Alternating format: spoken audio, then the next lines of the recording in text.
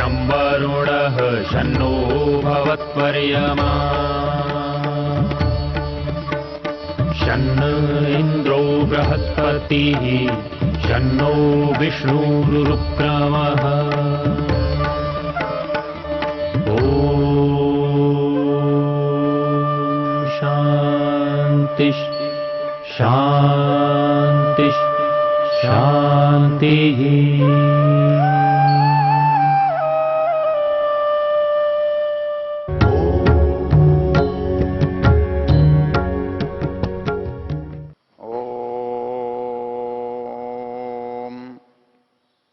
धनुर्हस्ताददानो मृतस्य अस्मे वर्चसे बलाय यहिव त्वं स्वयं सुवीरास्त्रिभो अभिमातिर्जयेम। ओम शांति शांति शांति। हम ऋग्वेद के दशम मंडल के 18वें सूक्त पर विचार कर रहे हैं और ये सूक्त मृत्यु सूक्त है। ये मंत्र उसका 9वां मंत्र है। इसका ऋषि यामायनः, इसका देवता पितृमेधः और इसमें जो चर्चा की गई है, जैसा कि पहले विचार किया गया, मृत्यु का व्यक्तिगत जीवन में क्या है, मृत्यु का पारिवारिक जीवन में क्या संबंध है और इस मंत्र के माध्यम से मृत्यु का राष्ट्रीय या सामाजिक जीवन में क्या संदर्भ है, इन शब्दों से मंत्रों के इन शब्दों में देखने में आता है। मंत्र राजा से जुड़ा हुआ है और क्योंकि वो क्षत्रिय है, राज्य का पालन करने वाला है, तो उसका प्रतीक धनुष है, अर्थात वो शस्त्रास्त्रधारी है। तो धनुरस्तादधानो मृतस्य अस्मे वर्चसे बलाय। ये संसार जो है जीवित के साथ चलता है, इसमें कोई भी मर जाता है तो उसकी मृत्यु से संसार की गति में कोई अंतर नहीं आता। जैसे एक भीड़ में कोई व्यक्ति गिर जाए, मर भी जाए, लेकिन भीड़ का प्रवाह चलता रहता है, तो वैसे ही संसार की जो गति है वो चलती रहती है, बनी रहती है। तो वो गति जैसे सामान्य व्यक्ति के मरने से, परिवार के मुखिया के मरने से, वैसे ही शासन के मुखिया के मरने से भी इसकी गति नहीं रुकती। वो मृतस्यास्मे क्षत्राय वर्चसे बलाय। कहते हैं कि सत्ता जो है, अधिकार तुरंत स्थानांतरित हो जाते हैं। वैसे भी नियम है, शासन का भी नियम होता है, राजा का स्थान कभी भी रिक्त नहीं होता। कोई भी क्षण अपनी जो सत्ता के केंद्र हैं उनसे शून्य नहीं होते। यदि किसी कारण से रिक्तता आती है तो तुरंत उसे भर दिया जाता है, उसके स्थान पर दूसरा व्यक्ति उपस्थित हो जाता है। तो वही प्रक्रिया इस मंत्र में समझाई गई है। वो ये कहता है धनुर्हस्ताददानो मृतस्यास्मे क्षत्राय वर्चसे बलाय। कहता है कि जो राष्ट्र का बल है, तेज है, वो नष्ट नहीं होगा। कोई व्यक्ति, कोई अधिकारी, कोई सैनिक मर गया तो कोई बात नहीं है, वो प्रकृति का नियम है, बन गया। लेकिन उसका स्थान जो है वो तुरंत दूसरा व्यक्ति लेता है। तो वो कैसे लेता है? धनुर्हस्ताददानो, जो उसका चिन्ह था, जो उसका सामर्थ्य था, जो उसका अधिकार था, वो आददान लेता हुआ। क्षत्रस्यास्मे वर्चसे बलाय, तो कहता है कि वो जो अधिकारी हो वो कैसा हो? वो बल और तेज से युक्त होना चाहिए। वो राज्य का शासन संभालने के योग्य होना चाहिए। राज्य का शासन सामर्थ्य के बिना पुरुषार्थ और बुद्धि के बिना नहीं समझाया जा सकता, नहीं संभाला जा सकता। इसलिए वो कहता है वर्चसे बलाय, बल हो, तेज हो, उसमें सामर्थ्य हो, उसका प्रभाव हो। क्योंकि शासन केवल शक्ति से नहीं चलता, शासन सामर्थ्य से चलता है, भय से चलता है और दंड के भय से चलता है। धनुर्हस्ताददानो, राजा का जो दंड है उसका भय है। मनु महाराज तो इतना तक कहते हैं, दंड शास्ति प्रजा सर्वा, दंड एवाभिरक्षति, दंड सुप्तेषु जागर्ति, दंडम धर्मम विदुर्बुधा। मनु महाराज कहते हैं दंडम धर्मम विदुर्बुधा, दंड जो है वो धर्म है, धर्म का संचालन करने का मूल आधार है। क्यों कि संसार में जो प्रवृत्ति है मनुष्यों की, वो सामान्य रूप से निम्न है, प्रकृति की ओर जाने वाली है। क्योंकि उसकी इंद्रियां, उसका मन, उसकी बुद्धि प्रकृति से बनी हुई हैं, तो प्रकृति से उसको बढ़ावा मिलता है, प्रकृति से उसको सुख मिलता है, प्रकृति में उसको लाभ दिखाई देता है, तो वो प्रवृत्ति प्रकृति की निम्नता की ओर जाती है। जब उस निम्नता की प्रवृत्ति को ओर जाती है तो उसे रोकेगा कौन?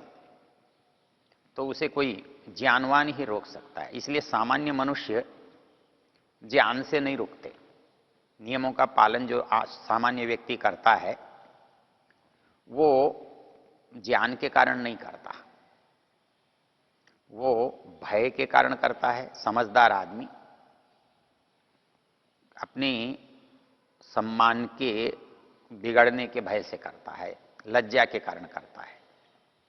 तो अधिकांश व्यक्ति, जो बुद्धिमान व्यक्ति, समझदार व्यक्ति, सभ्य व्यक्ति होते हैं, वो लज्जा से उस नियम का पालन करते हैं। अधिकांश व्यक्ति वो भय से, दंड के डर से पालन करते हैं। और जो उनसे भी आगे के होते हैं, दुष्ट होते हैं, जिनको भय नहीं लगता, उनको दंड से प्रताड़ित कर दिया जाता है, समाप्त कर दिया जाता है, कारावास में डाल दिया जाता है। इसलिए मनु महाराज ने कहा है दंडः शास्ति प्रजा सर्वा। यदि अच्छा करने वाले को आपने पुरस्कृत नहीं किया और बुरा करने वाले को यदि आपने प्रताड़ित नहीं किया, तो व्यवस्था न आपके घर की चलेगी, न समाज की चलेगी, न देश की चलेगी। इसलिए नियम है कि आप जो भी अच्छा करता है, नियम का पालन करता है, समाज, सभा, परिवार का हित करता है, ऐसे व्यक्ति का उत्साह बढ़ाना चाहिए। सार्वजनिक रूप से जो सम्मान देने की परंपरा है, किसी के लिए ताली बजाने की परंपरा है, किसी को प्रशस्ति पत्र देने की परंपरा है, ये परंपरा उन गुणों को बढ़ाने के लिए है। इसलिए समाज में, परिवार में ये हमें विशेष ध्यान रखने की आवश्यकता है कि कोई व्यक्ति कुछ भी थोड़ा भी अच्छा करता है तो हमें उसको प्रशंसा करनी चाहिए।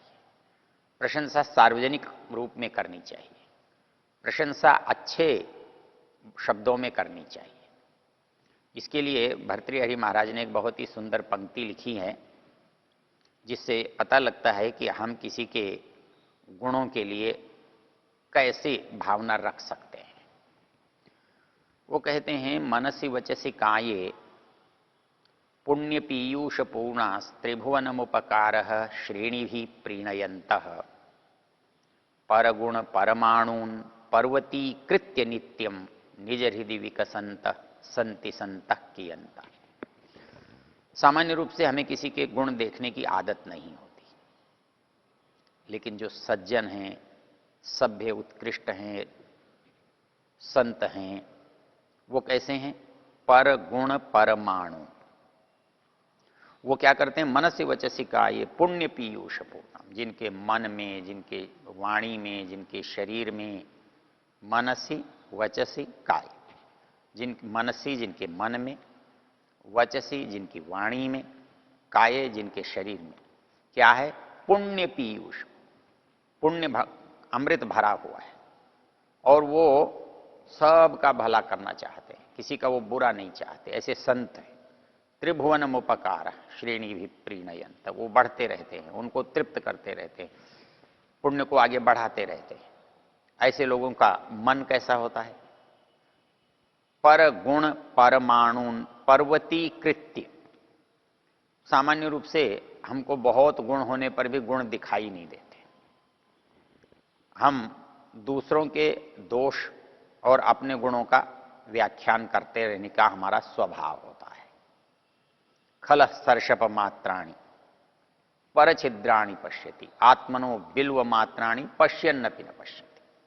जो दुष्ट होता है दूसरों के सरसों जितने दोषों को भी बड़े बड़े करके देखता है और अपने बड़े बड़े दोषों को भी गिनता नहीं है।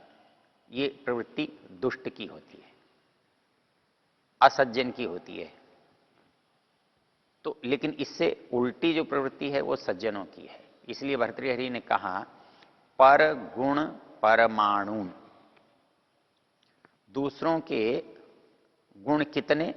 परमाणु जितने, छोटे से छोटे।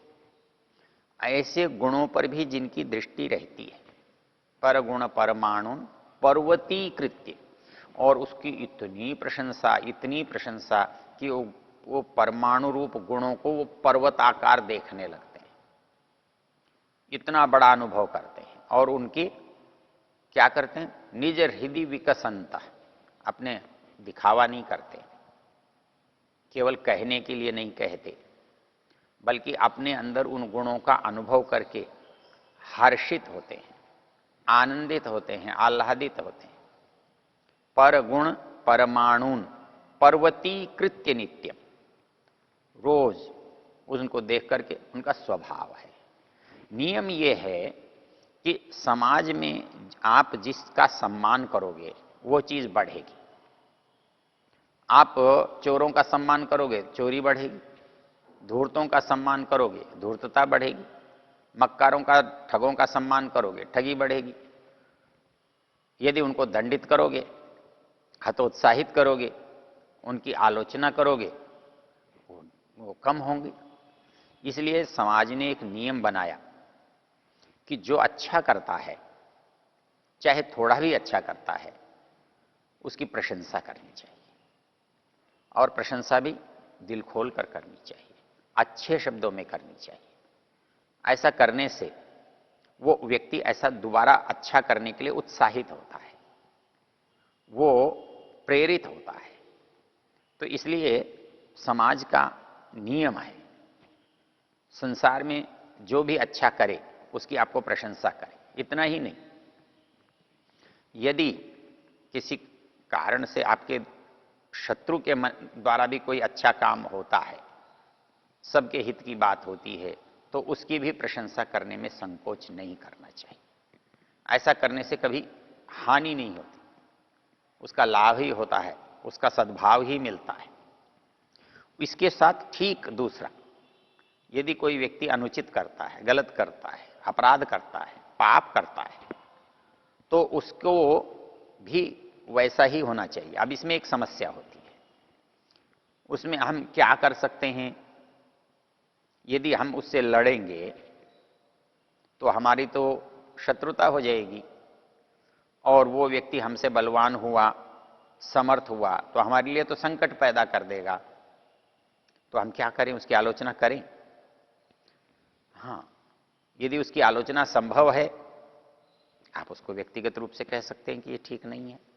व्यक्तिगत रूप से भी कहने की स्थिति नहीं है, तो आप कुछ भी मत कहिए, उसके साथ मत दीजिए, क्योंकि यदि आप साथ देंगे तो अपराधी बनेंगे, विरोध करेंगे तो शत्रुता आएगी। शत्रुता निभाने का सामर्थ्य हमारा नहीं है, और उससे मित्रता करके अपराध में हम सम्मिलित नहीं हो सकते। तो ऐसी परिस्थिति में हम तटस्थ रहेंगे, उदासीन रहेंगे। जैसा कि योग दर्शन के एक सूत्र ने कहा है, मैत्री करुणा मुदितोपेक्षाणाम सुख दुख पुण्य अपुण्य विषयाणाम भावनातश्चित्त प्रसादनम। इसकी विशेष चर्चा किसी और संदर्भ में करेंगे। यहाँ केवल इतना ही इसको जानने का अभिप्राय है। वो अभिप्राय क्या है? वो अभिप्राय इतना है कि यदि हम जो अनुचित है उसका विरोध करने का सामर्थ्य नहीं रखते तो हमें उसका साथ भी नहीं देना चाहिए, हमें तटस्थ रहना चाहिए, उससे उदासीन रहना चाहिए। जो उसको संभाल सकता है, जिसका वो क्षेत्र है, वो उसको देखेगा। इसलिए जो अच्छा है उसकी प्रशंसा करने में तो कुछ जाता ही नहीं है, लेकिन नियम ये है कि यदि गलत है तो उसको यदि किसी ने रोका है तो उसका प्रभाव अवश्य पड़ेगा।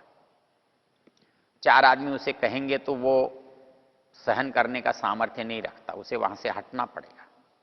लेकिन कोई भी उसको कुछ नहीं कहेगा तो उसका बल बढ़ेगा। अपराधी के सामर्थ्य से नहीं होते,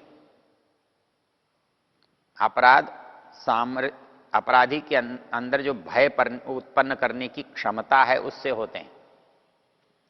आदमी उससे भयभीत होकर उसके अनुसार काम करता है, उसके अनुसार चलता है, उसका कहना मानता है। वो आतंक के द्वारा, भय के द्वारा ऐसा वातावरण उत्पन्न करते हैं कि सारे व्यक्ति उनसे डरने लगते हैं। वो डरा करके लोगों को अपने वश में अपने अनुकूल बनाते हैं। तो अब इसमें समझने की बात क्या है? समझने की बात यह है कि एक आदमी डर कर चलता है।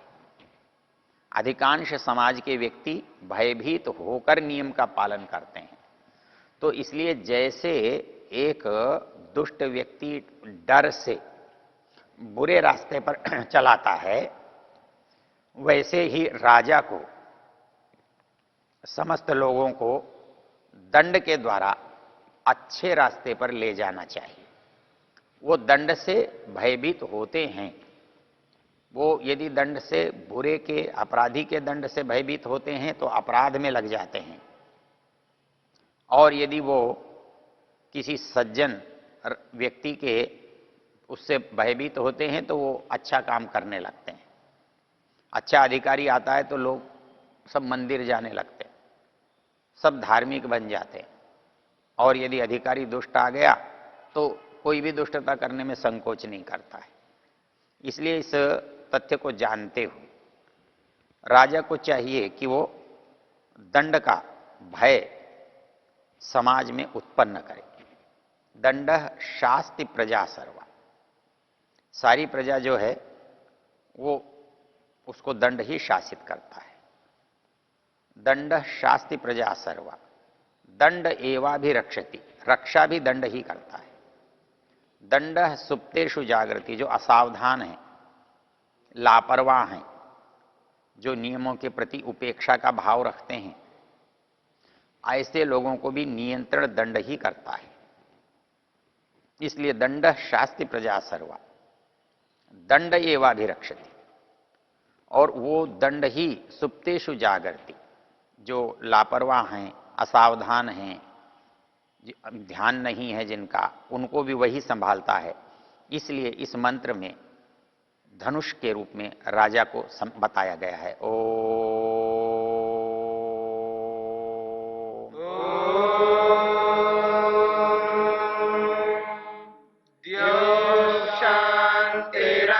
शांतिरंतरिक्षं शांति पृथिवी शांतिरापः शांतिरोषधयः शांतिः वनस्पतयः शांतिर्विश्वे देवा शांतिर्ब्रह्म शांति सर्वं शांति शांतिरेव शांति क्षमा शांतिरेधि। ओम शांति शांति शांति।